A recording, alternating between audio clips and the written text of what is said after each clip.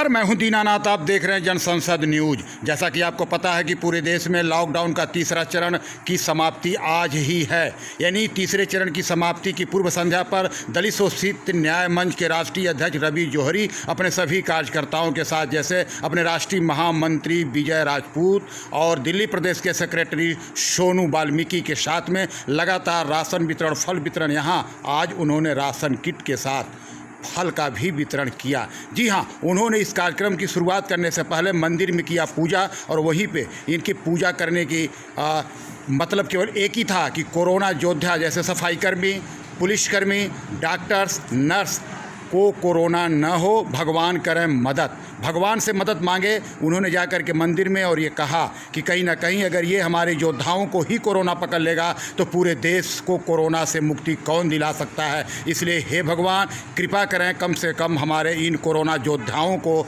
तो कोरोना न पकड़ पाए। इसलिए भगवान हमारी मदद में आप तैयार हो जाएं। आप देख सकते हैं जिस तरीके से सोशल डिस्टेंसिंग के साथ ये राशन वितरण करते आ रहे हैं, और लगातार लॉकडाउन का तीसरा चरण समाप्ति पर है। दोस्तों, लगभग 50 दिन से ऊपर हो चुका है जो लगातार दलित शोषित न्याय मंच के राष्ट्रीय अध्यक्ष रवि जौहरी द्वारा लोगों में, गरीबों में, ज़रूरतमंदों में, असहायों में फल वितरण, किट वितरण, साबुन जैसे या भंडारे जैसे कार्यक्रम लगातार चलते रहा है। तो आप देख सकते हैं जिस तरीके से पूरी मुस्तैदी के साथ ये लोग आज अपने ही निवास स्थान के बगल में जा कर के करीब सैकड़ों लोगों को, गरीब को, फैमिली को, जिस तरीके से बच्चों के साथ इन्होंने फल वितरण किया है, आप देख सकते हैं किस प्यार और आस्था के साथ। आप देख सकते हैं कैसे सोशल डिस्टेंसिंग के साथ ये लोग बांट रहे हैं। आप देख सकते हैं विजय राजपूत को और सुनील वाल्मीकि को, जो इनके दिल्ली प्रदेश के सेक्रेटरी भी नियुक्त हो चुके हैं। और ये सोनू जी को आप हमेशा इनके साथ कार्यरत आप देखे गए हैं, हमेशा आपने इनको देखा है। आप लाइन देख सकते हैं किस तरीके से कितनी भीड़ यहाँ पे पहुँची है, और कितने लोग बेसब्री के साथ इंतजार कर रहे थे कि दलित शोषित न्याय मंच के राष्ट्रीय अध्यक्ष रवि जौहरी के निकलने के बाद कुछ न कुछ मिलना ही है। क्योंकि ये इनका आए दिन का यही कारोबार रह गया है। ये केवल उन गरीबों तक ही पहुँच जाते हैं जहाँ जिनको आवश्यकता होती है, लोग ढूंढ लेते हैं। इनकी संस्था पूरे उन लोगों पर निगरानी करती है कि कौन से गरीब वंचित लोग जिनको सरकार और प्रशासन नहीं मदद दे पाती है, उन लोगों तक पहुंचती है ये दलित शोषित न्याय मंच। तो आप देख सकते हैं किस तरीके से लोग दे पा रहे हैं, और मुझे लगता है कि अभी ये इनका कल भी यही प्रोग्राम होगा।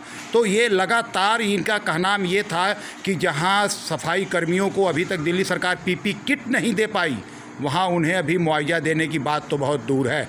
जी हाँ, इनका कहीं ना कहीं ये मांग था कि पुलिसकर्मी, डॉक्टर्स, नर्स और सफाई कर्मियों को पहले तो पीपी किट मुहैया कराया जाए, ताकि उन्हें कभी कोरोना से डर न हो, तभी ये कर सकते हैं हमारी मदद। वहीं प्रवासी मजदूरों को लेकर के भी काफ़ी नाराज़गी व्यक्त किए। उन्होंने कहा कि जिस प्रवासी मजदूरों के दम पर टाटा बिरला अपने आप को टाटा बिरला घोषित हुए, जिस देश की नींव इन प्रवासी मजदूरों पर रही है, लाल किला से लेकर इंडिया गेट तक अगर किसी ने काम किया है तो वो मजदूरों के दम पे हुई है। उन मजदूरों की इस तरह से जो हत्या हो रही है, जो ये मर रहे हैं, जो भूखों से मर रहे हैं, पैदल चल के मर रहे हैं, ये बहुत ही निंदनीय है। इस पे कहीं ना कहीं इन्होंने दिल्ली सरकार को भी घेरा और अन्य सरकारों पर भी बरसते रहे। वहीं आप ये भी देख सकते हैं कि इनका कहीं ना कहीं ये फल वितरण को लेकर के जो इन्होंने चर्चाएं की, इन्होंने ये वास्ता दिखाया कि जो भी हमारा फ़ोन नंबर ले हमको संपर्क कर सकता है, हम यथासंभव हर वक्त उसकी मदद के लिए तैयार रहेंगे। जी हाँ, आप देख रहे हैं ये किस तरीके से बांट रहे हैं दलित शोषित न्याय मंच के सभी कार्यकर्ता, और कितने सोशल डिस्टेंसिंग के साथ, यानी कानून का पालन करते हुए। और लगातार इनका जो काम है बहुत ही सराहनीय है। ये वो बच्चे हैं जो घरों में चौका बर्तन काम करते हैं, जिन्हें सरकार से वंचित है, जिनके पास राशन कार्ड नहीं, आधार कार्ड तक भी इन लोगों के पास नहीं है, जिन तक कोई सरकारें नहीं पहुंच पाई, उनकी सेवा में लगी है दलित शोषित न्याय मंच। तो जी हाँ, हम जानना चाहेंगे दलित शोषित न्याय मंच के राष्ट्रीय अध्यक्ष रवि जौहरी से क्या कुछ कहते हैं इस मौके पर। आइए हम उनसे सुनना भी चाहेंगे। जी हाँ, रवि जौहरी जी क्या कुछ कहेंगे। मकसद जो है वो हमारे कोरोना योद्धाओं के लिए है। उनको भगवान से जो हम प्रार्थना कर रहे हैं, उस परमात्मा से उनके लिए सुरक्षा कवच की मांग कर रहे हैं, अपनी दुआओं के जरिए, अपनी प्रार्थना के जरिए, कि जो हमारे डॉक्टर हैं, नर्स हैं, पुलिसकर्मी हैं, सफाई कर्मी हैं, जो आज इस कोरोना की जंग में हमारे लिए वरदान साबित हो रहे हैं, इस देश की जनता के लिए वरदान साबित हो रहे हैं। ये प्रार्थना हमारी, ये पूजा जो है, पूजा अर्चना उन्हीं के लिए है कि उनकी सुरक्षा के लिए, उनकी हौसले के लिए, उनकी उनको ईश्वर इतनी शक्ति दे, क्योंकि आज के इस महामारी के दौर में केवल अकेले वही एकमात्र विकल्प हैं जो संक्रमित लोगों की इससे जूझने में बढ़ चढ़कर युद्ध स्तर पर उनकी सेवा में लगे। सर, अभी जो कोरोना जो योद्धा हैं उसमें सफाई कर्मी भी हैं, जबकि 4 सफाई कर्मियों की मृत्यु हो चुकी है, लेकिन अभी तक दिल्ली सरकार ने कुछ मैं चाहता हूं कि अभी तक सफाई कर्मचारियों को मुआवजे की बात तो बहुत दूर की है।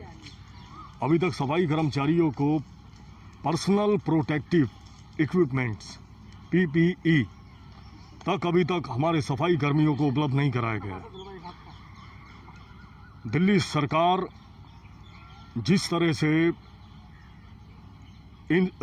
दिल्ली सरकार का रवैया और सफाई कर्मचारियों के लिए ये दोहरा रवैया जो अपना रही है, धोखा कर रही है सफाई कर्मचारियों के साथ, सीधे तौर पर उनके भरोसे के साथ धोखा कर रही है। वो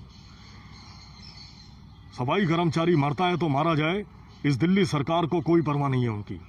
PPE किट के लिए माननीय हाई कोर्ट में भी याचिका दायर की गई है, मैंने अखबार में पढ़ा।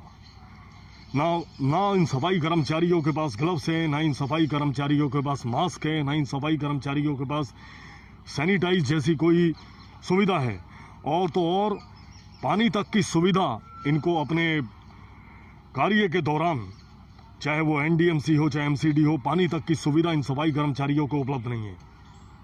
तो ये सफाई कर्मचारी जो है हाल से बेहाल है, और मैं इस दिल्ली सरकार को चुनौती देता हूं कि अगर कोई भी अगर सरकार के किसी भी दिशा निर्देश में इन सफाई कर्मचारियों के लिए अगर कोई परिवर्तन नहीं हुआ, या इनके लिए कोई भी बड़े मुआवजे की या इनकी सुरक्षा कवच की कोई भी घोषणा नहीं हुई जिस तरह से बाकी हमारे कोरोना योद्धाओं के लिए की गई है, तो ये इस दिल्ली सरकार के लिए आने वाले समय में बहुत भारी पड़ने वाला है, बहुत भारी पड़ने वाला है। पर तो मुझे एक गाना याद आता है कि गरीबों की सुनो वो तुम्हारी सुनेगा, तुम 1 पैसा दोगे वो तुम्हें 10 लाख देगा।